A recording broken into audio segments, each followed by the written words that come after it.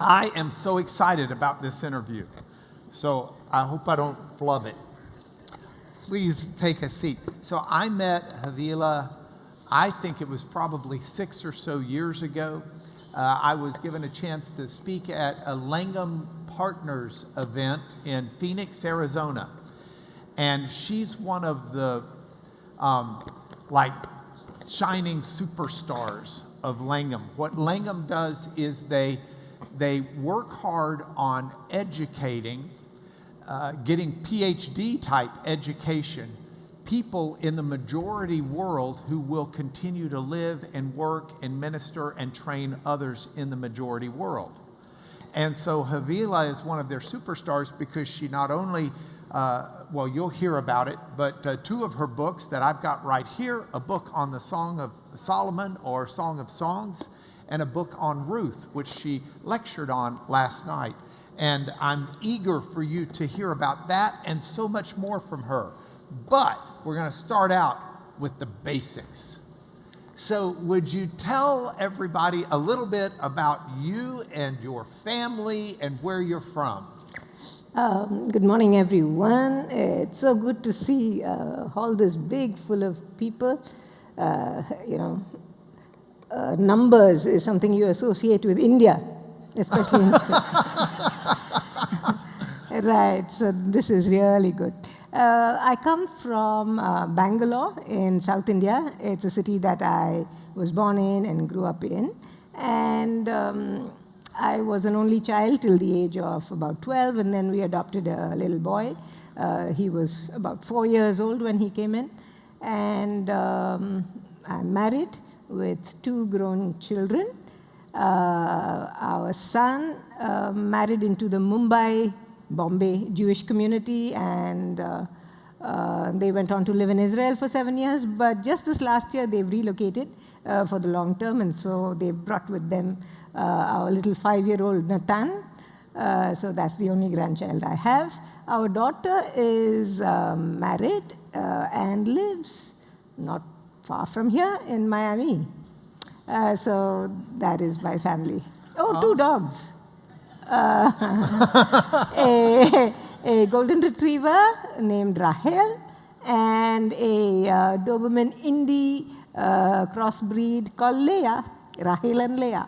A lot of people in here are dog people. I saw Mike Moriarty up here.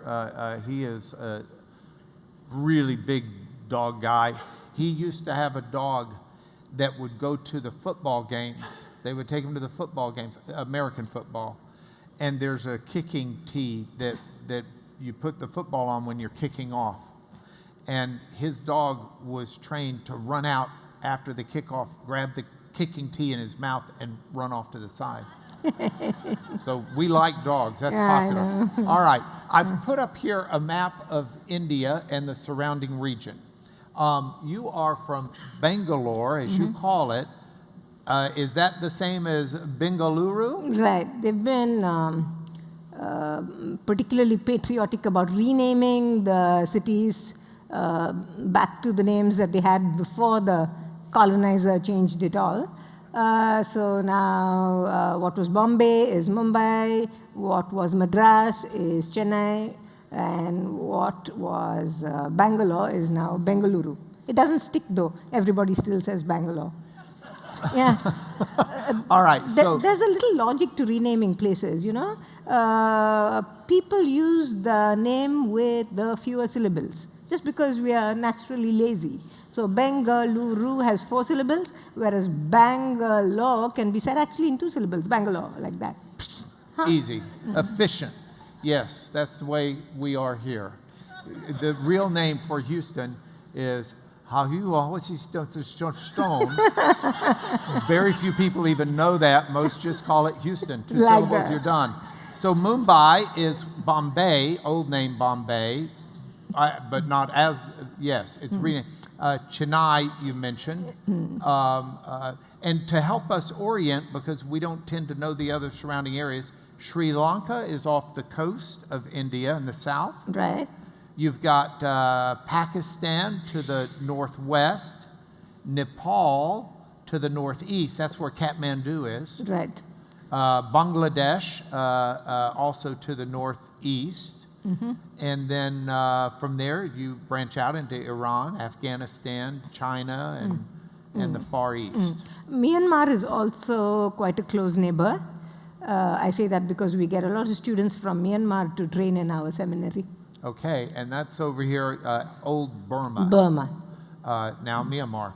Okay, so I got on YouTube and I found a clip of Bangalore so that we can get an idea of what your city looks like. Right. Okay, and you can we can stop it as we're going along, and you can comment like if we see your house. Okay.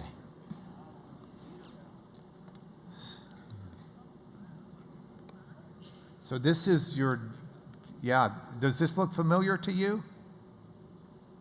That bridge does, yes.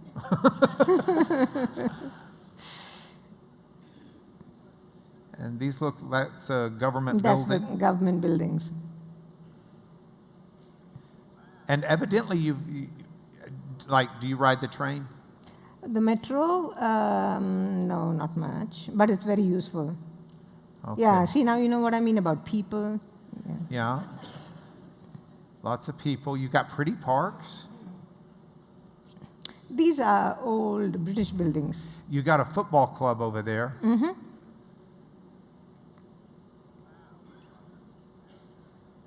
And you all drive on the left side of the road because of the colonizers. Which is the correct side of the road. Yeah. Yes.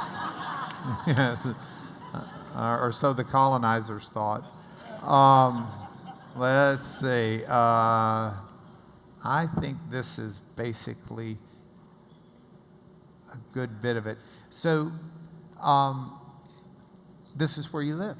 Yes, that's where I live. Okay. Now, let's pause for a moment. Are there a lot of street markets there? Oh, yes. In fact, I think India has the highest number of shops in the world. And some of those shops can just be a large cupboard. Really? You know, the size of, yeah. So a large cupboard makes a shop. Yeah. And do you shop in those shops often? Yeah, these could be places that are selling street food. So it's a cupboard on wheels. So sometimes, yeah, it's wonderful street food you get in Bangalore. Okay, well, let's talk about food for a moment because that's a high priority in my life. What is typical food? This morning, if you had been home in Bangalore, what would you have had for breakfast? I'd have had just boring old oats and milk simply because I'm diabetic.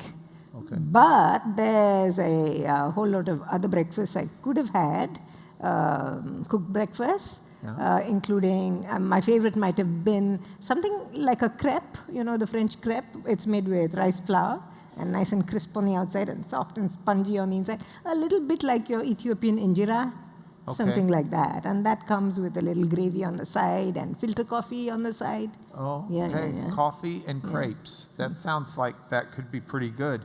Do you put sweet stuff in there? No, this one's a savory. Savory? Well, it's not as good as it could be. What is the weather like in Bangalore has some of the best weather in the country, simply because we are on top of a plateau, the Deccan Plateau. And so because of the altitude, we have moderate temperatures right across the year. We speak in centigrade because of the colonizer.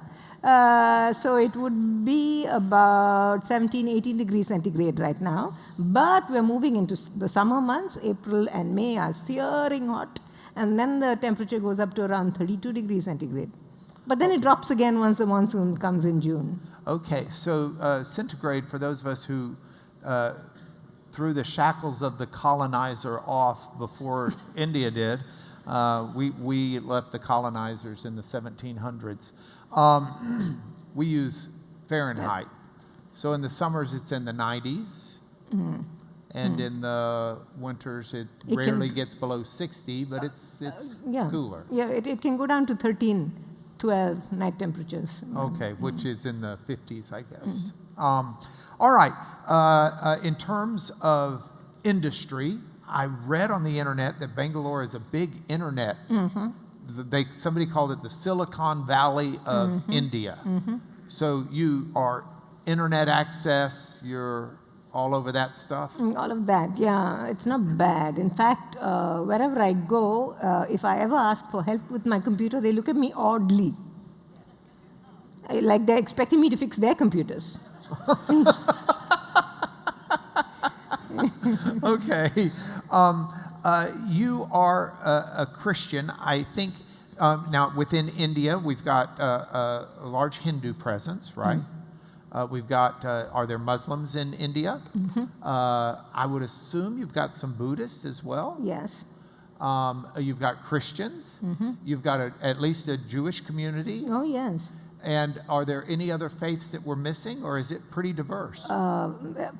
It's the cradle of all the major religions in the world, really. So there's Hinduism, of course, that is millennia old. And there are two reform movements that broke off from Hinduism in about 300 or so BC. That's Buddhism and another one called Jainism, if you've heard of it. Okay, so those two. And then the Muslim invasion happened, and so we have Islam. In fact, we have the highest number of Muslims in any country, just behind Indonesia. Wow. So that's a very huge Muslim population. In pockets, maybe, not evenly dispersed. Then, of course, we have Christianity because it goes right back to the 1st century AD, when the Queen of Syria, who is thought to have converted to Christianity and been enthusiastic about missions, sent out missionaries with the trading ships. And as you saw in the map, the southern bit is a peninsula, and so it has port cities. And so the missionaries came in through the ports. So that was way back just after Christ. And so we have a community of the Syrian Orthodox Christians who take great pride in their Christian heritage, going back 2,000 years. And then we had French missionaries in the 1700s. And then, of course, we had the British come 1800s and on. And so Christianity has a big presence in South India, the peninsular bit. And in our country, when we talk about cross-cultural missions, it's about South Indians going up into North India. Because the cultures are so different, perhaps. One reason for that is the Christian ethic that somehow underlies at least the urban parts of South India because of mission schools and mission hospitals.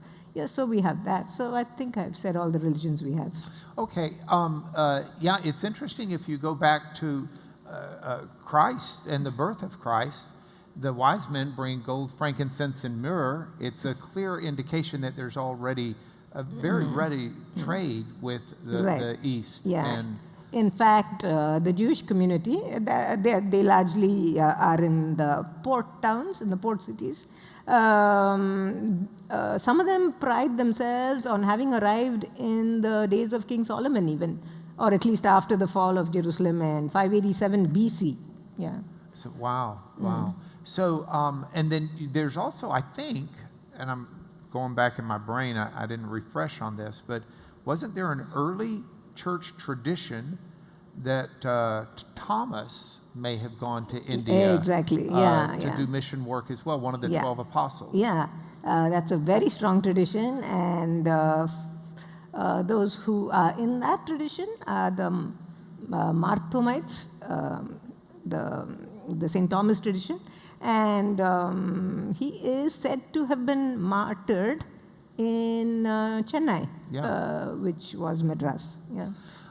Okay, so you are, I believe you've told me, a 3rd generation Christian. So your parents were Christians, your grandparents were Christians. How did you come to your faith? Right. So, being an only child, I was dragged off to every meeting there was. We were in an indigenous Christian denomination, which which had much to do with the Brethren tradition. Brethren? Yes. Okay. And so so wherever my parents went, I went. So if it was a revival meeting, an evangelistic meeting, a midweek meeting, I attended all of these. And especially at these gospel meetings, whenever the preacher said, put up your hands if you want to believe in Jesus, I put my hands up. From the time I knew how to put a hand up, really. And I had done this so often, but the fear of being left behind was a big one. The brethren tend to preach the fire and brimstone type gospel. Yeah, so I was a little nervous about God. And the idea that he might come anytime in the middle of the night and I'd be left behind, that was something I was terrified of. Sometimes I tried to stay awake at night just to watch for, if he was going to be coming. Yeah, but when I was 12, and this was a gospel meeting again, somebody was preaching from Hebrews 2, isn't it? Where it says, how can we escape if we neglect so great a salvation? And said, escape. Escape is definitely what I want to do. So I put my hand up and I said, Jesus, this is the last time I'm putting my hand up, and this is it. And then I wrote it down in my Bible. And I think that's how I became a Christian. And then it was a couple of years, that was when I was 12. And so it was about 6 years before I was baptized, the believer's baptism. And it's been up and down, but it's been a journey getting to know the Lord better and to learn to love Jesus more and more. So I'm interested in how you got where you are today, because where did you go to college when you first went to college? The first master's degree I have is a degree in biochemistry. So I went the sciences route because my parents were persuaded that there was no money in pursuing the liberal arts or the humanities. So I went the sciences route. And I actually taught chemistry to 17 to 18-year-olds. We would call them seniors in high school. Exactly, yes. Okay. So I got to teach these sharp, fun teenagers for about a decade or more. And I was teaching chemistry, remember? So I began to be weary of chemistry because sciences really wasn't my thing. Anyway, if I could have done something else, it would have probably been English literature. And so then I began to hear that there were places you could actually study Old Testament. Do you want me to say how I... It's yours. Yeah, when I was about 10, remember I was being hauled off to all these meetings, I used to go to this midweek Bible study meeting in church where there was this really wonderful Bible expositor who was doing Exodus.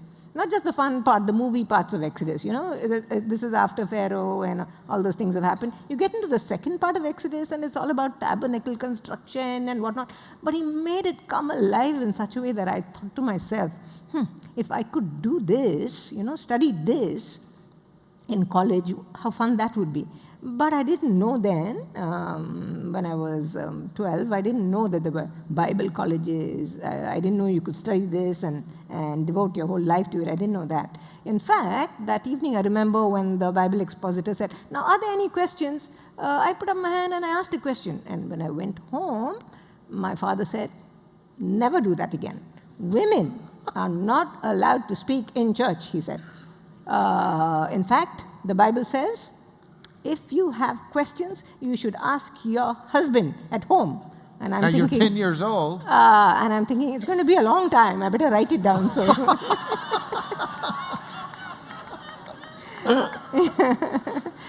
And so that's how I got interested in the Old Testament. But I never imagined that there would be an opportunity to learn it or even to teach it. But after I had done chemistry for about 10 years, and I began to be aware that there were excellent Bible colleges, seminaries in my town, Bangalore. And then with the encouragement of my husband, a wonderful man, and my mother, I got into Bible college. By this time, my father didn't mind too much, I don't think. He loosened up a little bit. So that's how I went on to do an MA in Christian Studies, and then I went on to do a Ph.D. in Old Testament in the University of Durham in the UK because of support from an organization called the Langham Partnership. I'm a Langham scholar, and I'm so grateful to them. And actually, I should say a little anecdote there. The first time I put in my application, Langham Partnership UK had exhausted all its funds, allocated all its funds, and didn't have space for me. And then it was a month later, they wrote to me and said, no, I think we can sponsor you this year because there's some money that's come in from America, so I will never forget it. It was the generosity of people in this country that made my PhD possible. Oh. Well, we were glad to do it. Not that we did it, but we'll take all the credit. I think it was this class's contribution to Langham Partnership. So you have, this is interesting. You learned Hebrew as an adult. Mm-hmm. That's hard to do. And I can't say, I wish I'd learned it when I was younger because I came to theological education as almost a second career, so that was in my mid-30s. So I've always been envious of those who did nothing but theology right through and didn't get distracted by biochemistry. I've been a bit envious about them. But I think just teaching all those sharp-minded teenagers, I think brings something to how I approach teaching itself and what I do in the classroom. And so I'm grateful to God. Nothing ever is without purpose in our lives, I think. And that's wonderful. I was 17 when I started studying Hebrew. See, I envy you. Don't envy me because your Hebrew is so much better than mine ever was. I was thinking last night, so I was 18 when I first translated Ruth. And as you were talking last night, I was thinking that was, right after our first year. Ruth is Ruth and the Joseph story were the two that we came right out and went after. But you have just done so well. So you go to the University of Durham. Had you been to to England before? No. When I flew out to do my PhD, that's the first time I ever got on a plane and left the country. Wow. And am I rude if I ask you how old you were? 34, I must have been then. 34. It was a mid-career shift, yeah. Did you eat fish and chips while you were there? Oh, yes. Actually, the culture didn't bother me too much, because I grew up I was educated in a mission school, so we read nothing but British fiction, right from children's fiction on. So there wasn't a culture shock or anything. It was just that I expected everybody to speak in the BBC accent, and it was a horrible shock, especially when I went off into the northeast of England and heard Geordie. I said, my goodness, is this even English? Yeah, that's what I say when I come to America also, but yeah. Yeah, we have a pretty bad accent here. And my wife and I will watch a lot of British TV, and if we watch the shows that are from the north, from like Yorkshire North and into Scotland, we have to have the English on down below. The subtitles. We can't do it without. So what made you get your Ph.D. in Old Testament studies? Why Old Testament? Right, so that goes back to when I was 10, 12, when I was attending those midweek Bible studies. You never know where, those interests are going to take you. At age 10, it probably was just a wish, not even a prayer, just a wish, and I thought, I wish I could do this. And it's amazing how God brings things around in your lives so as to make even your wishes come true. He doesn't need us to be kneeling and clutching our hands and praying desperately about anything. He listens to even our wishes. I'm sensitive to that. Our daughter Gracie, are you in here? Gracie, would you stand up?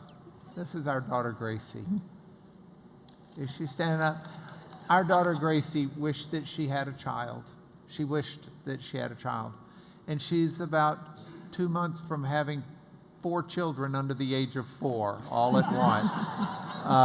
She has the baby Zoe in her stomach, and she's got 3 other kids that are in the nursery right now, twin girls that are 20 months old and a 3-year-old. And God hears our wishes and our prayers and answers in abundance at times. I want to transition, and I want to take advantage of your knowledge and how you've grown in the Lord. And I want to talk about some scriptures with you, and then I want to hear some words of encouragement from you. You do teach at a college right now. Would you tell us about your job right now? Right. I teach in a college set in some very beautiful grounds. It's called the South Asia Institute of Advanced Christian Studies. Advanced because we fill a niche. We do only master's level education. So we have the MA, and then we have the THM. And then our niche really is the doctoral programs that we do. We do a DMin, and then we do Ph.D. as well. So the smaller Bible colleges that do bachelor's level education are our feeders.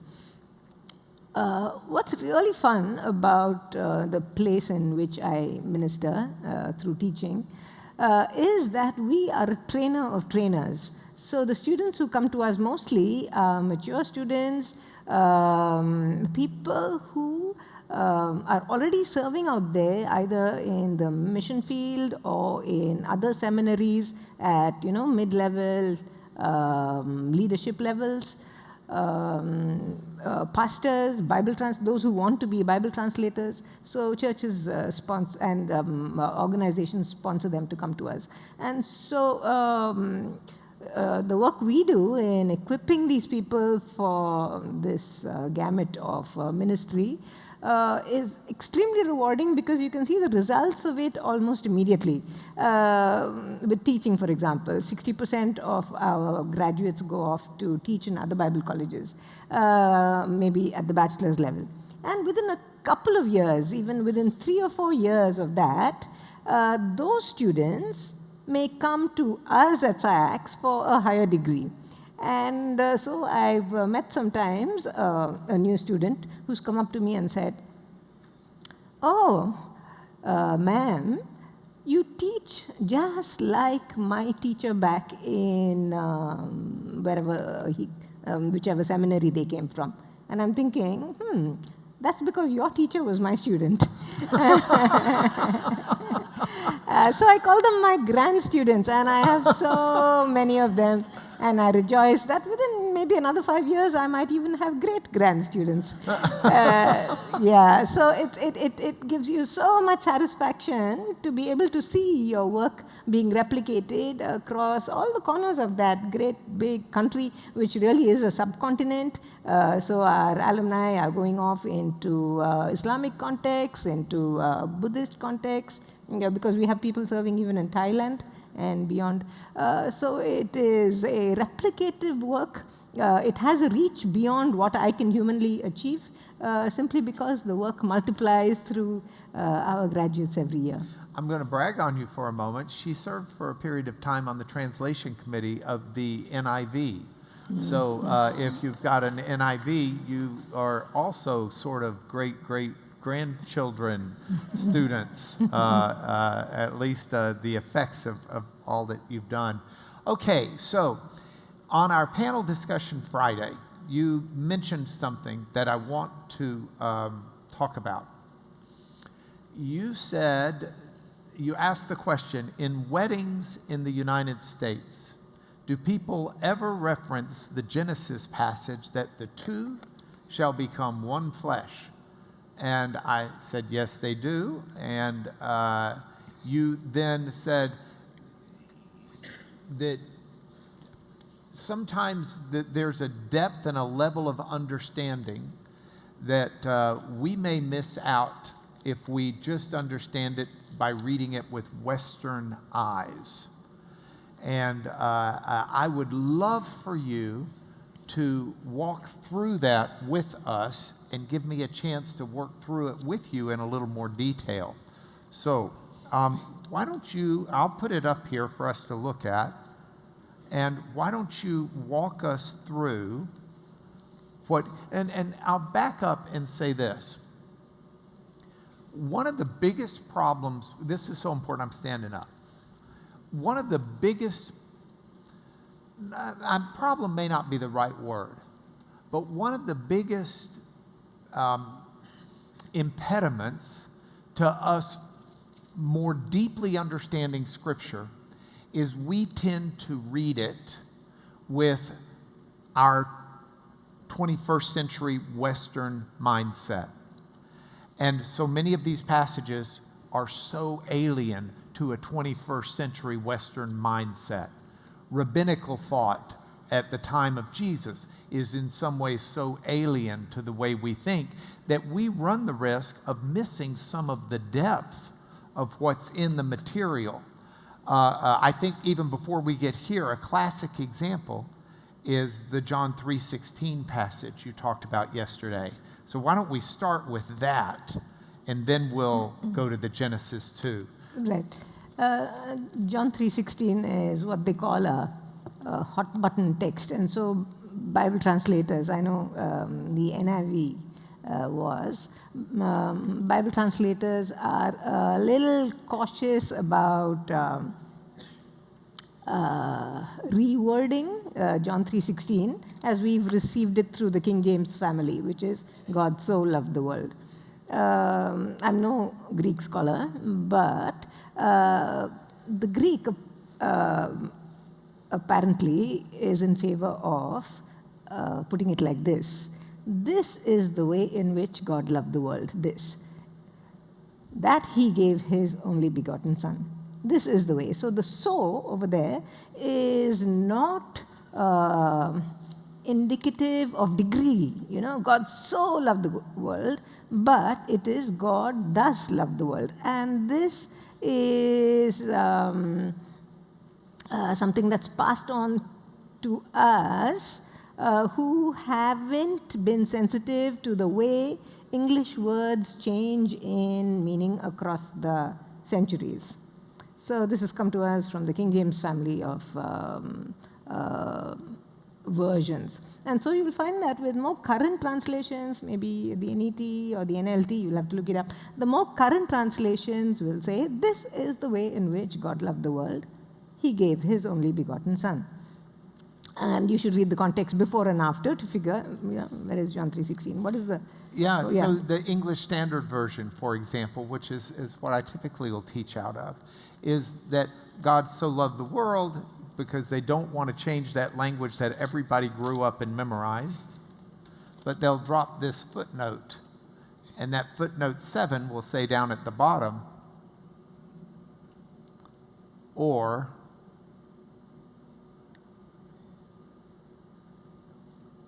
for this is how God loved the world. Yes. So the so is not a so like so much. The so is in this manner. And they're trying to make that point without everybody saying we're never going to buy that translation because they messed up the most important verse in the Bible, which is the predicament that they're in. Yeah. So within a framework of that, I'd love for you to talk to us about the Genesis 2 passage. Right. The Genesis 2 passage. I asked at the panel the other day, when this text is preached at weddings, the two shall become one flesh, what is the usual exposition on it? And Mark, you said? So I think that when this is used in weddings, and I'd be interested to know your experience, but my experience has been that there are usually two ideas that are expressed. One idea is it's an expression of the sexual union between the two becoming one flesh. And the other idea is that it is a knitting of the hearts together so that, as Bob Dylan said, you are the other half of what I am. You're the missing piece. You know, together we make one. type expression. Setting aside whether or not Bob Dylan made sense, which was an appropriate question you asked,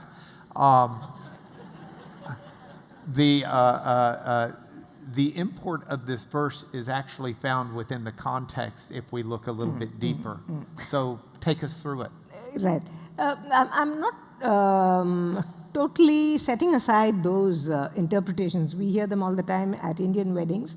And the Bible is layered enough to accommodate that because, you know, the earlier part of the story is of God looking at this first male human and saying it is not good that he should be alone. So these senses do come in. That's all right. But what might be the primary sense of this text? And for any text, you first look at the context, the literary context, what's before it, what's after it, to make sense of it, to follow the thought of the narrator, the author. You look at what goes before it and after it. I mean, that's what you do in a newspaper or in any communication. You wouldn't read just a line and say, oh, well, this is what it means. If you're wanting to know what it means, you read the paragraph before and the paragraph after. So we must do that with the biblical text as well. So now, flesh. The word flesh occurs in the verse just previous. And that's a little poem that the man puts out when he sees the woman. The man said, verse 23, "This now is bone of my bones and flesh of my flesh, and she shall be called woman, for she was taken out of man." And that is why, and now the narrator steps back from the narrative. He almost freezes the narrative and steps out. We call it breaking frame. So he steps out and then makes a prescription to his readers. This is why, he says, a man leaves his father and mother and is united to his wife, and they become one flesh. Why? Because of the poem that precedes it, because of what the man said. He said, this now is bone of my bone and flesh of my flesh. Now, this is a clearly idiomatic language. There is a certain literalness to it, of course, because the construction of the woman was through the taking of a rib, all of that. But it is a Hebrew idiom that occurs in other texts as well. And so we track the idiom first across the Old Testament, and we find it's quite frequent. For example, it's going to come in another story in Genesis. This is where Jacob is fleeing from his twin brother Esau and lands up back in Mesopotamia at the doors of his mother's brother, his uncle, Laban.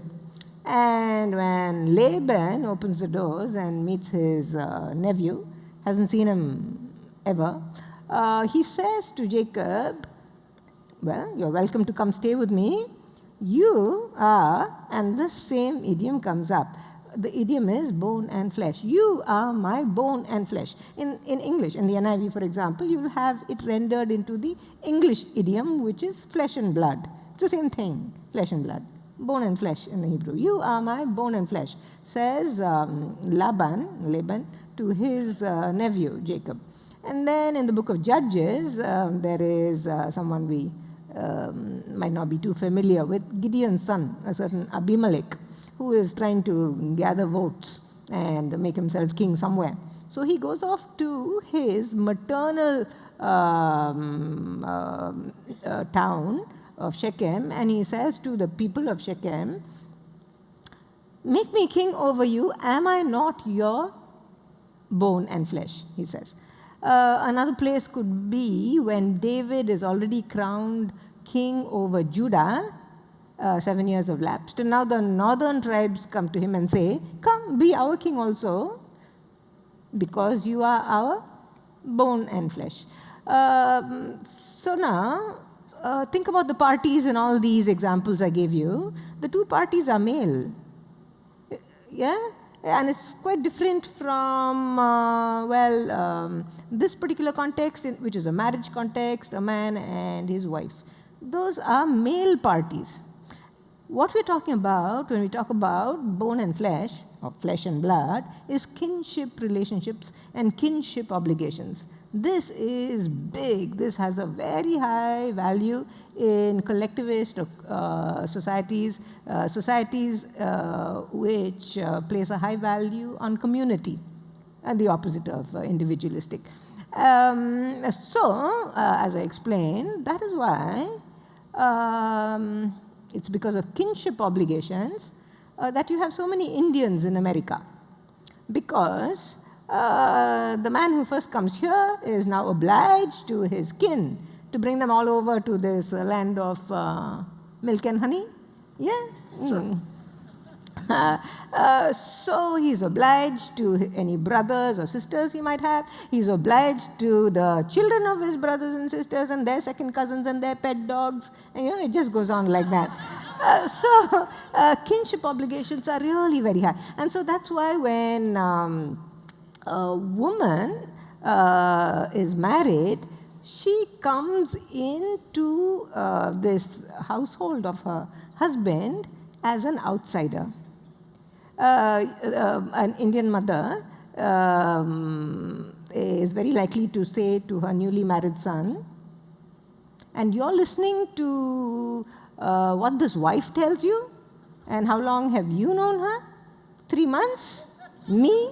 Have I not borne you in my belly for 9 months and then clothed you and fed you for 27 years? You see, so that's the competition. The incoming woman is always the outsider. She is from another family.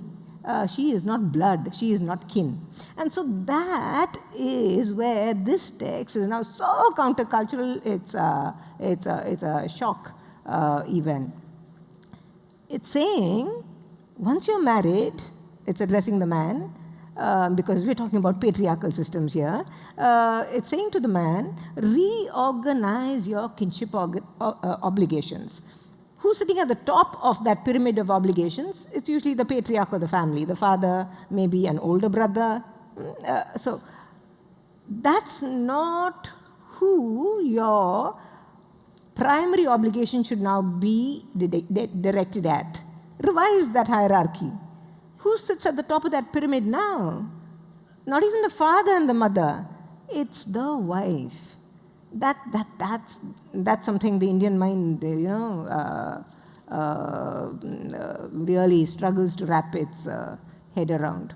So that's how countercultural this text is. It's talking about kinship obligations, and it's asking that the man reorganize his priorities totally so as to make his wife, who is usually culturally the outsider, the other, to make her his primary kin. Okay. All the women are clapping. Primary kin. Well, the reason I wanted us to talk about this a little bit more today is because when Paul, who certainly understood his scriptures well, when Paul writes to the Ephesians about wives and husbands, he quotes this passage out of Genesis 2. He quotes the passage where it says, "Therefore, a man shall leave his father and mother and hold fast to his wife, and the two shall become one flesh." And then having quoted this, adds, this mystery is profound, and I'm saying it refers to Christ and the church. However, or in addition, let each one of you love his wife as himself, and let the wife see that she respects her husband. So Paul takes this idea that you've got and says, the outsider woman who's now fully in community and fully in kinship, in a primary role in the family, is what the church has become to the family of God through Christ. And that Christ has taken on that primary responsible role for seeing that we, as the bride of Christ, are fully in kinship and community with God and his kingdom. And understanding the greater depth of the Genesis passage ought to really confirm the love that Christ has for you and the love that he has for me and his desire to see us made into something brand new that we would never be a part of if he had not done the work necessary. Fair? Mm-hmm. Okay, so, yeah, look, this is so much fun. We could do this all day long. We've got 7 more minutes. So here's what I'd like to do.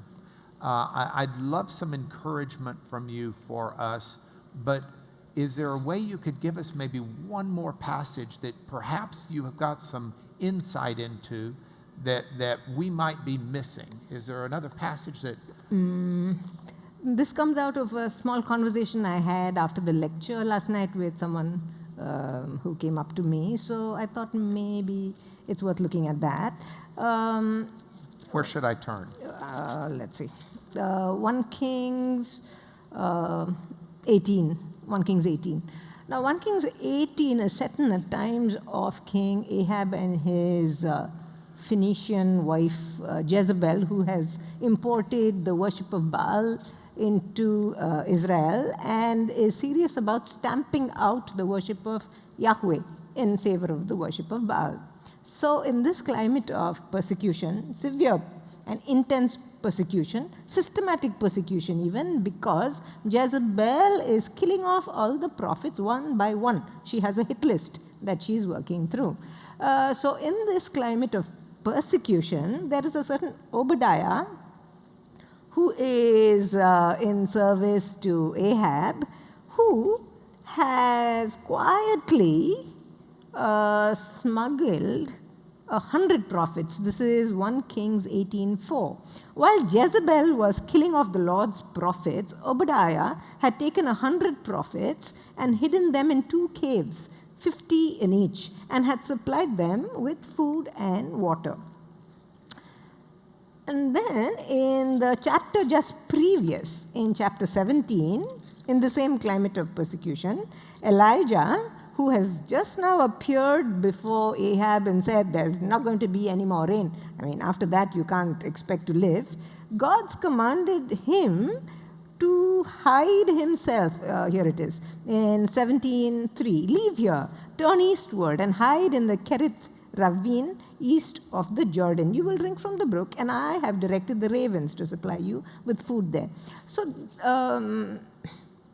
the expectation in persecution is that the Christian must stand up and let himself be counted. And if his head is going to get chopped off simply because he stood up, so be it. He is a martyr for Christ. I mean, we have these beautiful stories of martyrdom, of the martyrs that have come down to us down the millennia, and we rejoice in them. I come from a country in which right now it's putting your life at risk to stand up and resist. In some places, much more than others. And I think we're going to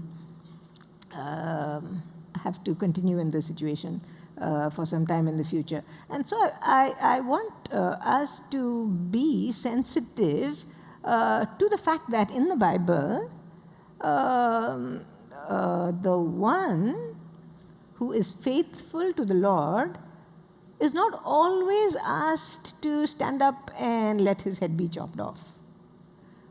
We might think that that is the more Christian way, the more biblical way, and that is the way God wants in every situation. That's not so. There were prophets that were hidden in caves. There was Elijah himself that was asked to go and hide himself by the river Kerith on the other side of the Jordan. And then in the rest of the chapter, he's asked to even leave the country to go somewhere else up north and tide over this period of persecution. So there is both fight mode and flight mode. And neither of them is superior to the other or more to be commended than the other. Elijah himself is going to go into the fight mode in chapter 18 and the second half of chapter 18, where he's going to call for that contest on Mount Carmel, and he's going to stand up there to be counted. But there is a place for both. And so when we meet new believers or even seekers who are from a different faith background, whether Islamic or Hindu, it might not be necessary for us to say, all right, now forsake your family, especially if they are posing any opposition to you becoming a Christian. Don't encourage people to burn bridges. That is a poor testimony. It is possible to have other modes of being other than the fight mode. Yeah, to stay in the family, in your birth family, and be a testimony where you are in a quiet and gentle way is possibly more persuasive in terms of the gospel than, to say I'm leaving home and I'm going where my new community is. So that's something that I thought might be helpful. That's a great example. Especially in a country where, well, I don't think we know religious persecution as severely as in other parts of the world. Yeah, so I listen to you, and I think in terms of my own life, there are, I was visiting yesterday afternoon with a gentleman who's going to be preaching in the next hour. And we were talking about a certain experience that he had had in his faith walk. And I had not had that experience. And he said to me, he said, I think if you tend to talk so openly about what you experience, that if you had had my experience, you would tell everybody and you would lose your ministry. And he said, so I think God keeps you from that because he wants you in this place doing this at this time. And when he was talking, I was thinking in terms of law. And there are times where I can speak out in the legal community about my faith and have a very positive effect. But there are times where I'm just quiet and I bide my time. And I look for the time to speak and pray that I'll speak boldly at the right time. Right. But I also recognize that there are times where I don't need to be putting everybody's face in it. I need to just let them be. Yeah, and we remember the same of Jesus, where there are times when he tells the people he has healed not to speak about it, because the time has not yet come for it to be revealed. Yeah. It's interesting. It's not all just simple 1, 2, 3s. Life is a lot more complicated, and to listen to the Spirit, to pray for discernment, it's all part of growing up in the Lord, I guess. It's great. All right, would you join me in thanking Haviila for her time today? I know that a number of you will want to say hi to her and greet her, but let's be sensitive that there is a class that starts here in about 15 minutes or so. I'll bless you, and then we are through. Father, in the name of Jesus, I ask your blessings on our presence, and I thank you for Haviila, and I thank you for her ministry and her outreach and the way she is rearing generations to better understand you and to better guide and lead people in following you. It is our prayer that she has safe travels back today, and that you be with her till she gets home, and of course even afterwards, but keep her safe. And we thank you for this time that we've had with her, and what a blessing she is. We pray these things in your Son's name. Amen.